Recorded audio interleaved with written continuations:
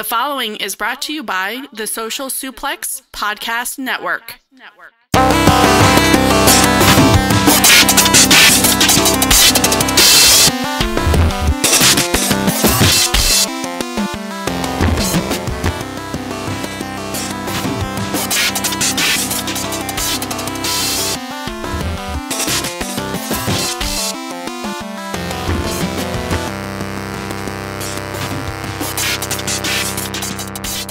Welcome to Wilfred Watches Podcast, an American podcast about pro wrestling.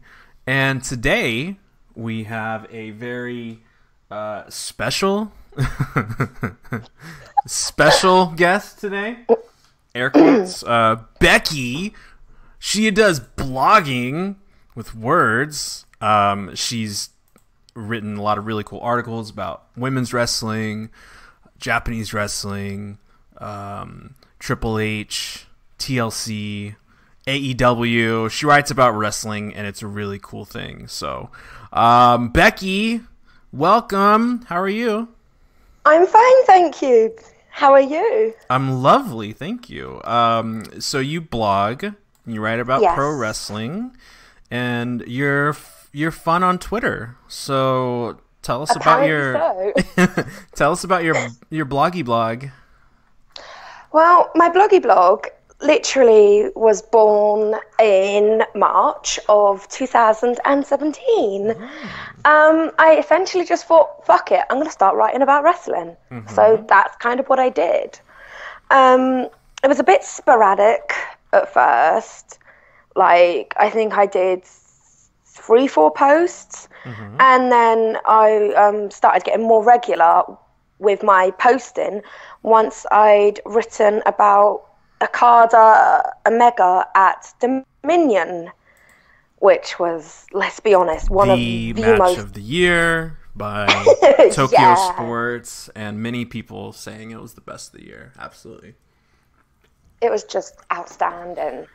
So you watch WWE a lot, right? That's kind of your main focus. I am a WWE fan. What is it about WWE that keeps you coming back for more? WWE got me into wrestling. Essentially, that's pretty much it. It's sort of like I can't turn my back on them at all. It's, they're not perfect. But in this day and age, what is perfect? Nothing. Everybody makes mistakes. Everything makes mistakes. You just got to deal with it. Pull your knickers up and keep watching. Pull your knickers up. I love that. So we're going to add, so on this edition, we're going to talk about things like normal civilians do. But at the end of this episode, if you choose to listen to the end, we recorded a wild, no-holds-barred discussion that we just happened to record. So stay tuned to the end of this episode for the pure clusterfuck of a conversation that we had. So that's for later. Now we have a normal person talk. So anyways, why do people want China to be in the Hall of Fame when the Hall of Fame is kind of a joke to some people? Ooh, that's a good question. Because, let's be honest, China was a trailblazer. The stuff she did for WWE when women were nothing more than sexual objects was fantastic. She was literally out there night after night with D-Generation X, basically just standing there being a badass bitch. She didn't need to be there all sexual and pouty and everything. Everybody loved China and wanted to be friends with her, and some women probably even wanted to be her. They just didn't want to admit it. So maybe I should ask you, the validity of this Hall of Fame. People treat it like it's a legit thing. Is it really that important?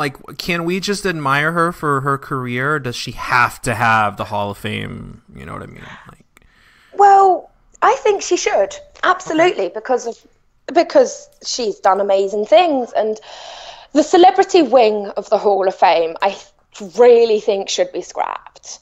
I mean, thinking about some of the past inductees from the celebrities. Gosh, What the hell exactly has Kid Rock or freaking Drew Carey done for WWE? I mean, Snoop Dogg, he probably just gets high and wanders about. I love Snoop Dogg though. Wanders about. Gotta admit, I love Snoop Dogg. Okay. Tell me you wouldn't want to get high with him. I do not do recreational drugs. Nor do I, but I would with Snoop Dogg. Okay. So let's see. Who else is so is the Hall of Fame really that important? Because I feel like it's not. Is it just the Hollywood wing of? Is it just that part that's like drawing me off? Maybe, because so? To me it kind of feels like the Hall of Fame is the crowning jewel of their careers. So sort of like crowning jewel. A lot of Get people. that? Clever. A lot of people, wrestlers even, are put into the Hall of Fame at the end of their career. So it's sort of like they've done a whole huge list of things, and then they're put in the Hall of Fame. And the Hall of Fame is kind of like it. Once you're in the Hall of Fame, you've made it in your wrestling career, kind of. Okay. Maybe it's just the celebrity wing that's turning me off to it. Because when I do watch it every year, and it's very, very heartfelt, television show, and some of these icons that you grew up watching, it's very fascinating to hear them. I think maybe it's just the celebrity wing that's turning me off. I think you have a point. Maybe that should be scrapped or put on hiatus for a little while, because it's like, I don't know. But China, I mean, I agree that she's a trailblazer. She was amazing, but I don't think you need to put a Hall of Fame ring or a Hall of Fame stamp on somebody just to prove how good they were. I don't know. That's my point, but my point is flimsy, so. I get what you mean. I do get what you mean completely. But I don't know, it's just sort of like that would be her crowning moment. Like Owen Hart, he absolutely needs to be in the Hall of Fame. Absolutely. But there's the whole thing with his widow where she doesn't want him in there. Yeah, that's a very tough situation for all parties involved. So somebody like myself who I keep tabs on WWE, but I don't watch it every week. I do watch the NXT events when I can, NXT UK events when I can. But primarily I watch a lot of independent wrestling, New Japan, Ring of Honor, and blah, blah, blah, blah, blah. Why do you keep coming back to WWE if sometimes it's a little drab? Like, do you ever skip a week? Or is it like hard for some folks to do that, do you think? I skip lots and lots. Okay. Yeah, I mean, I'm watching Raw for the first time this year because I really want to see it. It's something that's familiar with, it's kind of like no matter what's going on, WWE is just always there.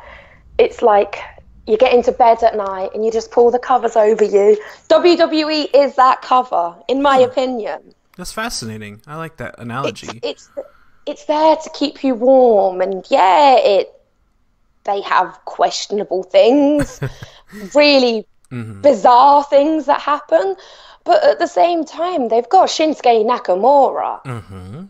What company that's got him, Andrade Cien Almas, Rusev, Finn Balor, Seth Rollins, Aleister Black, Adam Cole, Matt Riddle. Wait, Finn who? Shut up. What's the pronunciation of Finn Balor? Finn Balor. Balor. Okay, sorry about that. Okay, that's a fair point, because when you watch WWE, do you watch it typically when it's live? Because you're in the UK, and it's a ridiculous time of the morning to be watching live. Do you watch live, or do you watch recorded most of the time? Live. Always live. Wow. Because I don't sleep. Yeah, I've noticed. that? I'm a chronic insomniac. I have no time for sleep. So maybe they should market that towards late night viewers in the UK a little better. Like they should. stay up I mean, it could be a little thing. Stay up with WWE. There's nothing else to do at 2 a.m. Fuck it. I mean, you could watch people beat the living shit out of each other. Wait, this is real? Yes, of course it's real. So who's a wrestler or group of wrestlers that you look up to and why? Well, first off, this is going to get many groans. Nia Jax. I really, really look up to Nia Jax. For the simple fact, she's plus size just like me. And a lot of people are like, oh, you're fat, you're gross, you're disgusting. And after a while, it just really gets on your fucking nerves. And there's Nia Jax weighing whatever the fuck she does, night after night, beating the living shit out of people. If that's not badass, I don't know what badass is. Are there any other wrestlers that you kind of look up to or you really admire, like Charlotte? Aren't you a huge Charlotte fan? Yes, I am a massive Charlotte mark because of my on Twitter. Do it with Flareon. Yes. Just in case you don't follow me. Yeah, do it with Flareon is the Twitter handle for Beckie. She is a no holds barred, unfiltered Twitter account. Lots of funny things. Interact with her because she will interact with you. And while we're at it real quick, you can check out her blog at theblondepipebombshell.wordpress.com. So you can subscribe to that, check out the articles. Lots of really good reads on there. And fascinating. Your most recent one was about Sasha Banks, I believe. Yes, and you kind of talked about the history and the background and stuff like that. Tell us a little bit about that one. That was a really good read. Well, I wanted to do a history of a certain wrestler, and I couldn't decide, so I put up a poll to help my Twitter followers decide, and it was between Carmella, Naomi, Sasha Banks, and Alicia Fox. Now, my biggest mistake was letting Twitter decide. Yeah. Sasha Banks got the lead very quickly because, understandably, she's an amazing wrestler. And people were like, well, why don't you do it about Alicia Fox? And I'm like, I was one of those people. I'm sorry. Yeah. No. I love Foxy. Massive Foxy fan. But if people don't vote for her, what am I supposed to do? Yep, you put it to a vote. That's how it's done. That's democracy. That's liberalism. Sasha Banks won, and it's currently 118 views. Fantastic, dude. You're doing really good. And considering she had over 200 votes, I think more people need to read it, to be honest. Well, we will retweet it out there. The Blonde Pipe Bombshell. .wordpress.com. So be brave like Beckie, and if you want to say stuff online or you want to write articles, blogging is essentially free, so I would urge people to do that. And also podcasting is, can be free to an extent, so if you have a voice, use it, I would personally say. Wouldn't you agree?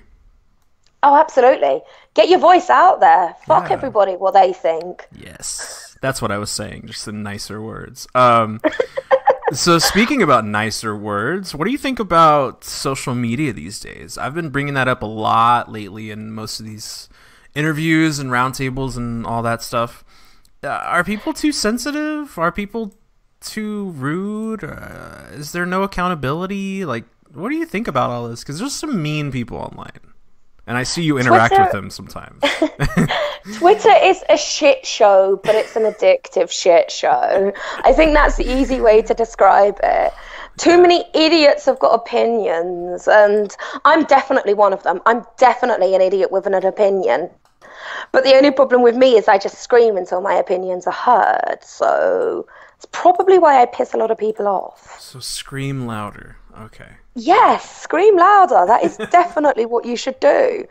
No, social media is great eventually when you sort of like wade past through all the shit, because you can make some fantastic friends.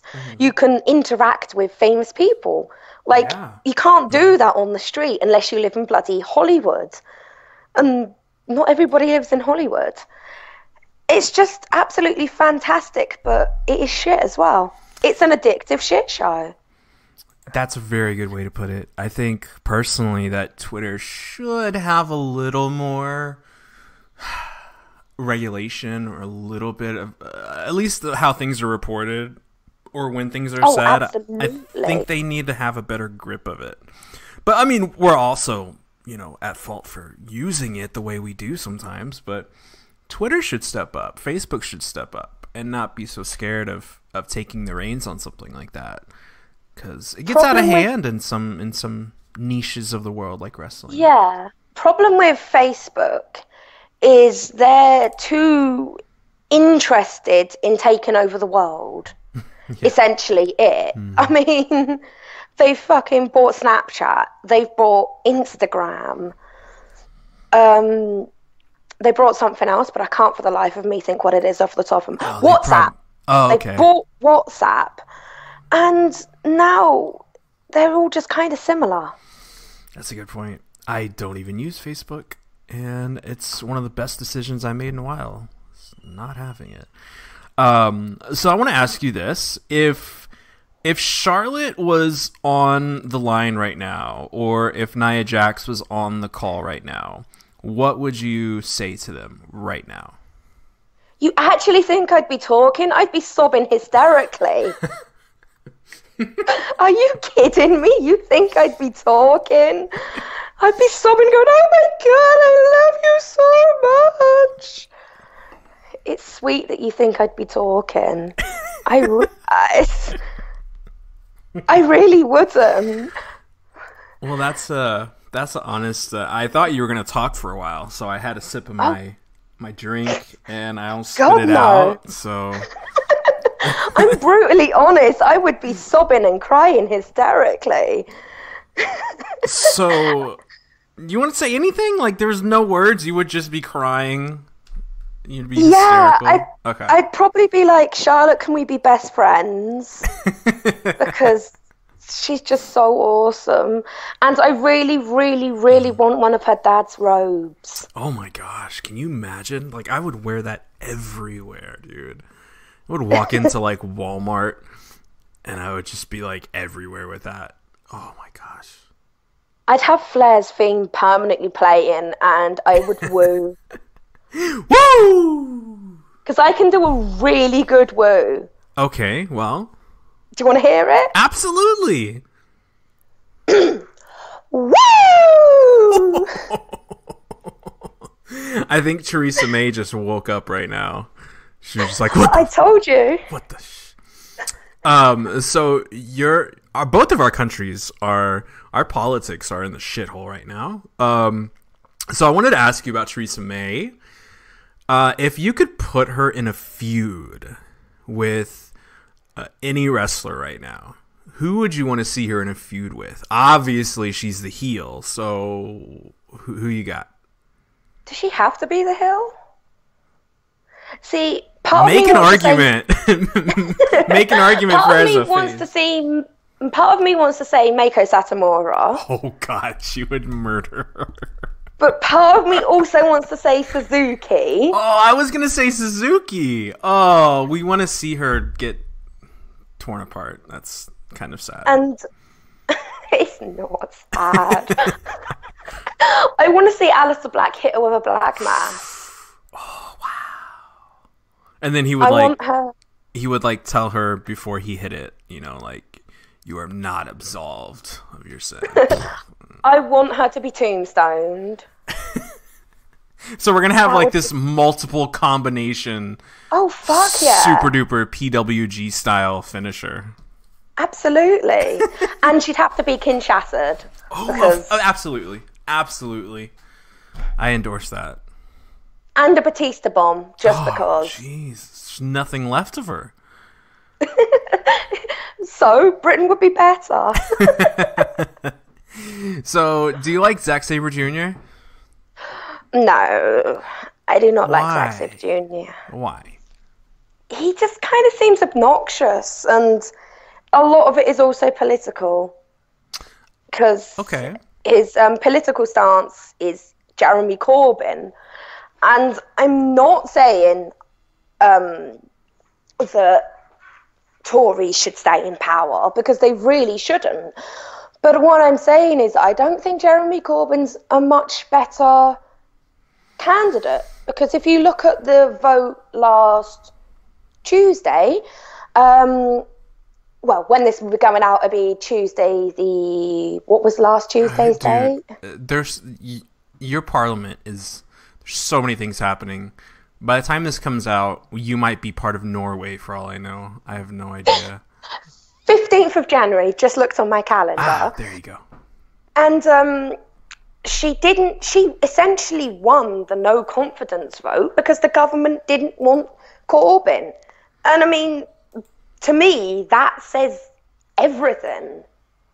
They would rather have somebody that's really badly fucking our country more than Jeremy Corbyn. I think it's time Corbyn was out. Can we just get Trump and May in like a cage death match and just, see what happens? Because he'd probably get fake tan on her, let's be honest. He would suffocate her by fake tan. This haze, the chemical haze. Oh gosh. He has more fake tan than the whole of Essex. What about Will Ospreay? Are you a big fan of? Brit? Okay, so I'm. You said in our first chat that you're not the biggest Pac fan, Neville fan. Is there a theme? Is it just British talent that you're not a big fan of? No, or is it just coincidence? I really like Pete Dunne. Oh, okay. I'm a massive Pete Dunne fan. But there are actually a fair few, now I think about it, Brit wrestlers that I don't quite like. Mm-hmm. I'm not a fan of Tyler Bate. Really not a fan of Tyler Bate. But that's because I think he dresses like a prat.